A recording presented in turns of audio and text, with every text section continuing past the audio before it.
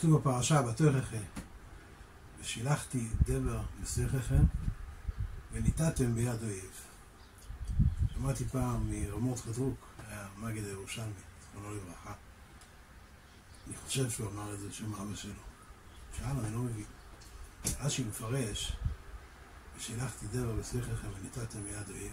אומר רש"י, שזה אחד מתוך השני. יהיה מצור, כמו שכתוב, נאספתם מן אוריכם. ושילחתי דבר בסככם, ובתוך שיהיה דבר, יהיה מגיפות, ימותו יהודים. וכיוון שאין מלינים לחמאס בירושלים, הם מוכרחים לצאת מירושלים לקרוא את המתים, אז ממילא וניתתם מיד אויב, ונתנו מיד אויב שהוא עורב מבחוץ, שהוא צר מבחוץ, כך מפרש רש"י.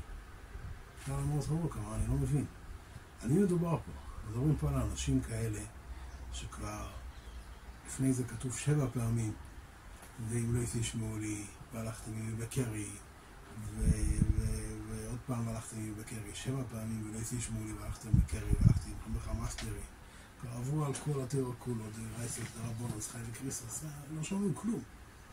בדיוק העניין הזה שמלינו לסמס בירושלים יהיה כל כך חשוב אצלהם שהם מוכנים למסור את הנפש. לצאת מירושלים, זמן שהאויב בחוץ ויש מצור, יודעים שהוא בחוץ, ויוצאים ונמצאים ביד אויב. למה? אז הוא אמר תירוץ, צריך לצאת ירושלים, ואני חושב שלהבין את התירוץ, אמר כן כן. מתכוונים בדיוק לאנשים האלה. בדיוק האנשים האלה. אלה שחי בקריסס, לא מעניין אותם, דרייסס, דרבונוס, חי בסקילס, חי בקריסס. שום דבר לא מפחיד אותם יותר מדי. אבל שמגיע למשהו שזה מנהג ירושלים, אין מילים, מסמס בירושלים, כך נהגו אצלנו, פה, מסירוס נפש, מסירוס נפש, כן, כן, בדיוק לאלה מתכוונים, בדיוק לאלה מתכוונים. זוכר שאבא זכרונו לברכה, היה פעם בבייסדין, היה אצלו דיון של יהודי אחד, שלא רצה לגרש את אשתו ונסחב שם הרבה זמן הסיפור. היהודי הזה היה צדיק עוצם. מדקדק למצווס מלא חומרס וחומרי שאי אפשר לתאר בכלל. וכשאשתו באה לבייזנים וסיפרה את מה שהיא עוברת, אז אבא אמר לי, אחר כך אמר לי, תדע לך שרציתי לומר לה שהיא יכולה ללכת ביד ושם ולהוסיף לרשימות של פשעי הנאצים את כל מה שהיא עוברת בבית. אי אפשר לתאר מה שהיא עברה. הכל מתוך צדקת. היה צדיק נור, צדיק נור.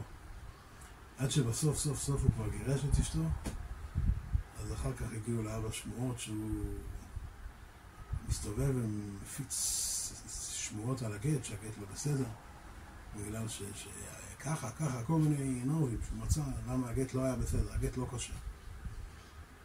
ואז אבא קרא לו שייתן גט חוזר.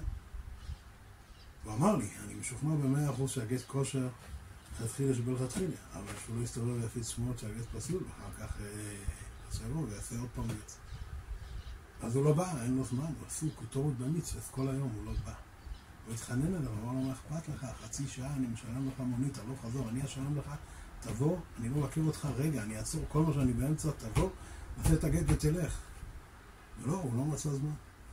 אז אני אסבור את אבא זכרונו לברכה, מרים אליו טלפון, זה היה ממש לפני פסח, היה בבית, זה היה בלבניה, זה היה בבית, וצועק עליו, הוא אומר לו, תשמע, אם אתה מחר לא מתייצב בבית הדין לסדר את הגט החוזר, אני מבטיח לך באבטוח גמור, את ליל הסדר אתה תעשה בכלא. אני מבטיח לך שאתה תעשה ליל הסדר בכלא. אם אתה מחר לא מגיע לבית הדין לסדר את הגט.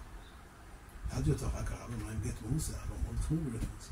אמר לי, לא, זה כולם מסכימים שגט לחומרה, אין בו חשש גט מאוסה. כשעושים גט פעם נוספת רק לחומרה, אין בו חשש מאוסה. אבל יש כאלה אנשים כצדיקים, נפגובים שמדקדקים במצווה, אני לא יכול לתאר לכם, זה דברים שלא יאומנו, הכל היה חומרס, צידקס על חשבון אשתו, ברמות שאי אפשר לתאר, אני קצת יודע מה היא עברה סיפורים, אינקוויזיציה, הכל מתוך צידקס. זה כשהעולם הערכים מתשתש, הכל מתבלבל, השבוך אצלנו מהם ומדי טוב.